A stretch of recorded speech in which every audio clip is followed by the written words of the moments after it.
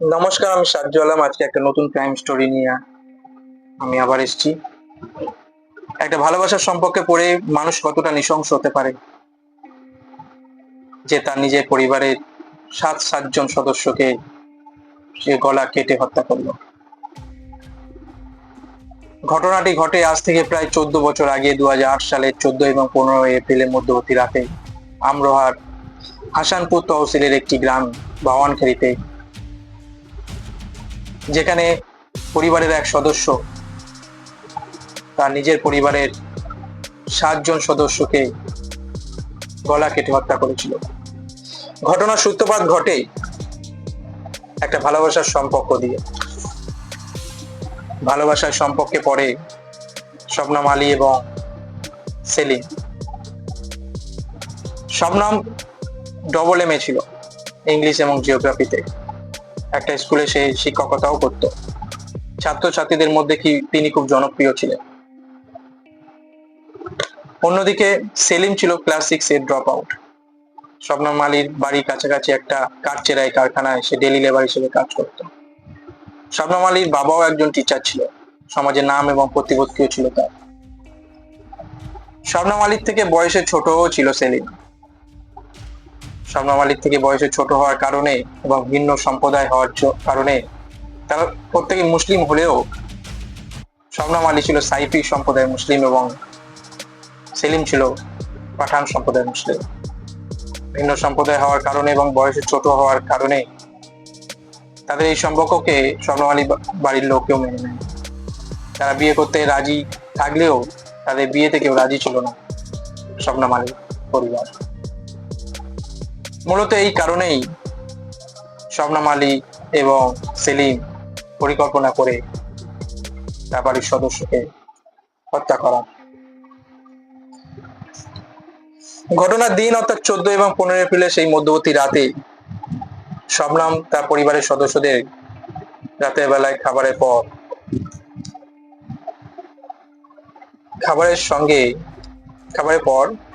চায়ের সঙ্গে diazepam sedative নামক একটা ট্যাবলেট মিশিয়ে দেয়। তার ফলে তারা সবাই অজ্ঞান হয়ে যায়।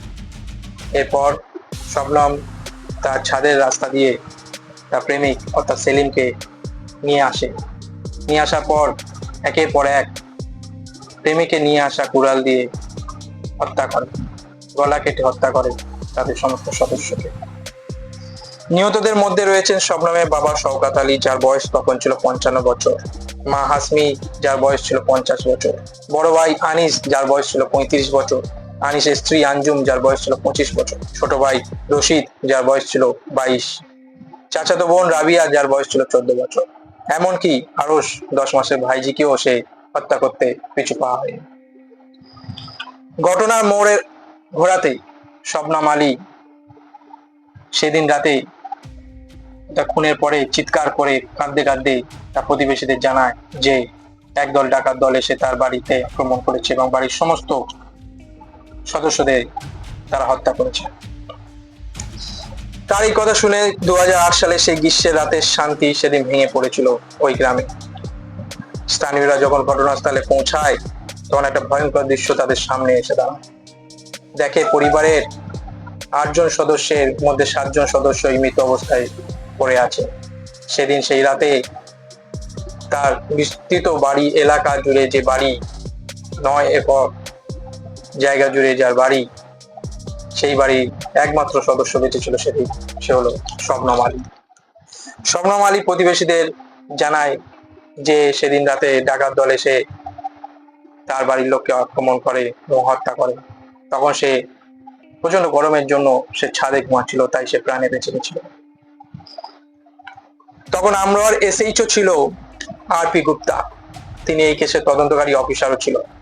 তার প্রথম থেকেই এই ঘটনাটা সন্দেহ লাগছিল যে এই ঘটনা কেউ বাইরের ডাকাত দল করতে পারে না, করলে কেউ অভ্যন্তরীণ লোকই এই কাজ করেছে।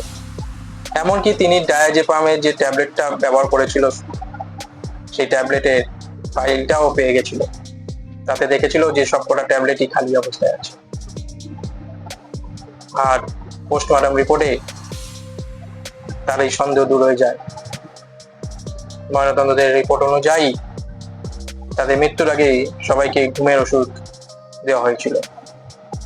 এছাড়া সেলিম এবং শবনম আলীর কল রেকর্ডিং থেকেও দেখা যায় যে তারা সেদিন 52টি কল আদান প্রদান করেছিল, একে অপরের সঙ্গে সেদিন কথা বলেছিল।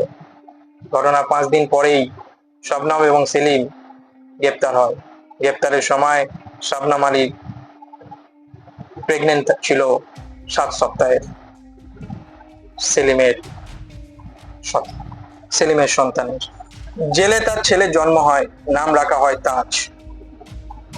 তাজ তার মায়ের সঙ্গে 7 বছর পর্যন্ত জেলে ছিল। এরপর উসমান সাইফি নামক একজন সাংবাদিক এবং শবনম আলী পরিচিত এবং তার স্ত্রীর সঙ্গে তার ছেলে শবনম আলীর ছেলে তাজকে থাকতে দেওয়া হয়। 2010 সালে আমরোহা দায়রা আদালত শবনম এবং সেলিমকে মৃত্যুদণ্ডে দণ্ডিত করার আদেশ দেয়। এরপর 2013 সালে এলাহাবাদ হাইকোর্ট এবং 2015 সালে মে মাসে সুপ্রিম কোর্ট তার এই সিদ্ধান্তকে বহাল রাখে। এই সিদ্ধান্ত বহাল থাকে। উত্তরপ্রদেশের মথুরা জেলে শবনম আলী এবং সেলিমের ফাঁসি কার্যকর হওয়ার কথা ছিল। আমরা আদালত মৃত্যু পরোয়ানা স্থগিত করার নির্দেশ দিয়েছে এখন, কারণ শবনমের দ্বিতীয় করুণার আবেদনের সিদ্ধান্ত এখনো মুলতবি রয়েছে। তার ছেলে তাজও রাষ্ট্রপতির কাছে তার মায়ের প্রাণ ভিক্ষা চেয়ে অনুরোধ করেছে। 2015 সালে সুপ্রিম কোর্টের রায় অনুসারে তার 313 ধারার সিদ্ধান্ত বিবৃতিতে শবনম বলেছিল যে সেলিম একটি ছুরি নিয়ে বাড়ির ছাদ দিয়ে তার ঘরে প্রবেশ করে এবং তার সমস্ত সদস্যকে হত্যা করেছিল। অন্যদিকে সেলিম বলেছিল যে সে যখন তার বাড়িতে যায়, শবনম আলী ডাকে, তখন সে শবনম সেলিমকে বলেছিল যে সে তার পরিবারের সমস্ত সদস্যকে হত্যা করেছে। শবনমের করুণার আবেদন 2015 সালের সেপ্টেম্বর মাসে তৎকালীন উত্তরপ্রদেশ গভর্নর রাম নায়েক প্রত্যাখ্যান করেছিল। 2016 সালে আগস্টে তৎকালীন রাষ্ট্রপতি প্রণব মুখার্জিও তার অনুরোধ প্রত্যাখ্যান করেছিল। তৎকালীন সিজিআই অর্থাৎ chief justice of India S A বোবদের নেতৃত্বে সুপ্রিম কোর্টের একটি বেঞ্চ 2020 সালের জানুয়ারিতে তার এই মৃত্যুদণ্ড বহাল রাখে। 2021 সালের ফেব্রুয়ারিতে শবনম উত্তরপ্রদেশ গভর্নর আনন্দীবেন প্যাটেল এবং তৎকালীন রাষ্ট্রপতি রামনাথ কোবিন্দের কাছে দ্বিতীয় করুণার আবেদন করেছিল। শবনমের আইনজীবী বলেছিল যে শবনমের অত্যন্ত গুরুত্বপূর্ণ সাংবিধানিক অধিকার রয়েছে, তা প্রয়োগ করা এখনো বাকি রয়েছে। এর মধ্যে রয়েছে বিভিন্ন কারণে এলাহাবাদ হাইকোর্ট এবং সুপ্রিম কোর্টের সামনে তার করুণার আবেদন প্রত্যাখ্যানকে চ্যালেঞ্জ করার অধিকার এবং রিভিউ পিটিশনের সিদ্ধান্তের বিরুদ্ধে সুপ্রিম কোর্টে একটি কিউরেটিভ পিটিশন দায়ের করার অধিকারও রয়েছে। কিউরেটিভ পিটিশনটি 2020 সালের জানুয়ারিতে সর্বোচ্চ আদালতের সিদ্ধান্তকে চ্যালেঞ্জ করেছিল, যা তার মৃত্যুদণ্ডকে বহাল রাখে। এছাড়াও একটা মামলায় একাধিক আসামির মৃত্যুদণ্ড হলে আইন অনুযায়ী তাদের একসঙ্গে মৃত্যুদণ্ড কার্যকর করতে হবে। অতএব শবনম ও সেলিম তাদের সমস্ত আইনি বিকল্প শেষ করার পরেই তাদের ফাঁসি হতে পারে। শবনম 2019 সালের জুলাই থেকে রামপুর জেলা কারাগারে বন্দী রয়েছে, যেখানে তাকে মোরাদাবাদ কারাগার থেকে পাঠানো হয়েছিল, এবং সেলিম প্রয়াগরাজের নৈনি জেলে বন্দী আছে। মৃত্যুদণ্ড কার্যকর হলে শবনমই হবে স্বাধীন ভারতের প্রথম মহিলা যাকে ফাঁসি দেওয়া হবে। ভারতে 2020 পর্যন্ত মৃত্যুদণ্ডে 400 জনেরও বেশি লোক রয়েছে। মৃত্যুদণ্ডে 400 জনেরও বেশি লোক রয়েছে। সর্বশেষ ফাঁসি কার্যকর হয় গত বছরে, যেখানে নয়াদিল্লিতে এক মহিলাকে গণধর্ষণ ও হত্যার দায়ে দোষী সাব্যস্ত 4 ব্যক্তিকে ফাঁসি দেওয়া হয়েছিল।